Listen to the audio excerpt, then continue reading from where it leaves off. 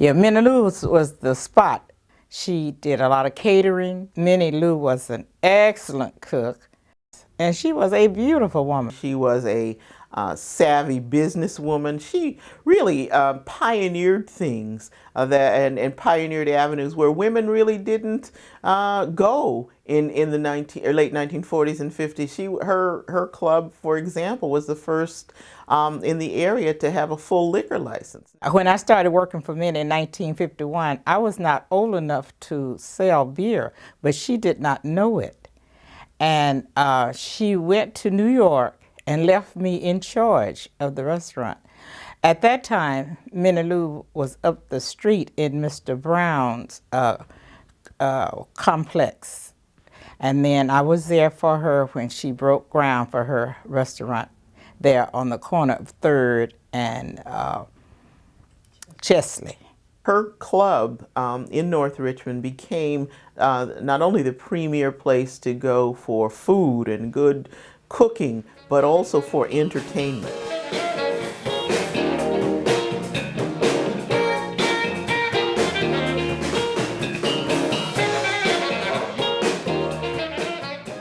White people would go out on weekends as well because they had good music. There were a lot of good bands who went to North Richmond to play. It was a drawing card, so that on weekends it was really hopping. Minnie had a great influence on Danky. Her name is Nellie, but we call her Danky.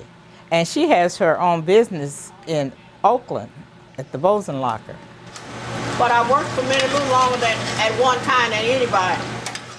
Danky is an excellent cook, but Minnie taught her the tricks of the trade also. My mother said I had the same attitude with Minnie. That's why I got along with her so good. They used to call me Young Minnie Lou. Everybody knew Minnie, from Richmond to Oakland to San Francisco. She was very well known.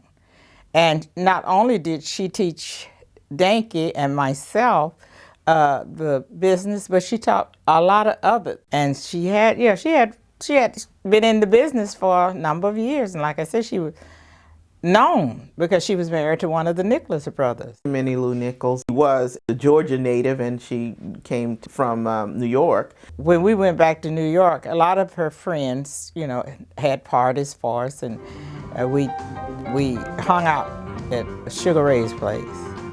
That's where we hung out. We could find us there an awful lot. And at Small Paradise, Wilt Chamberlain's place. Minnie was a teacher.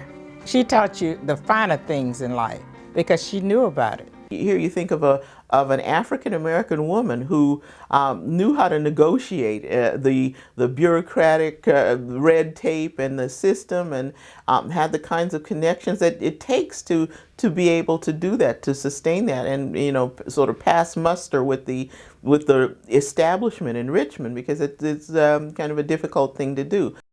Ollie was really important to that North Richmond area. Ollie Freeman ran Jazzland Records. He's one of the sort of unsung heroes in the business community of North Richmond.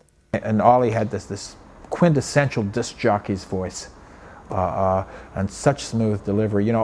Used to be back in the 60s.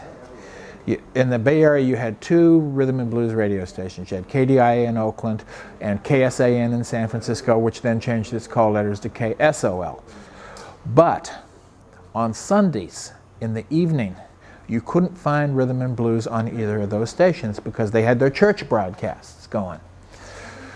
So if you wanted to hear rhythm and blues, the only place to find it was on Ollie Freeman's program on KISS, KKIS, I believe it was, in Pittsburgh. It was a little station, and it came in strong in North Richmond. It came in kind of weak in Oakland, but you could kind of pick it up. So Ollie had a really popular show because it was the only rhythm and blues at that time of the week. Mr. Freeman is rather modest about his wartime accomplishments, but he's a decorated World War II veteran, and has had a lot of experience, and he talked about the changes he'd seen in North Richmond, in Richmond, as a black man, as a businessman.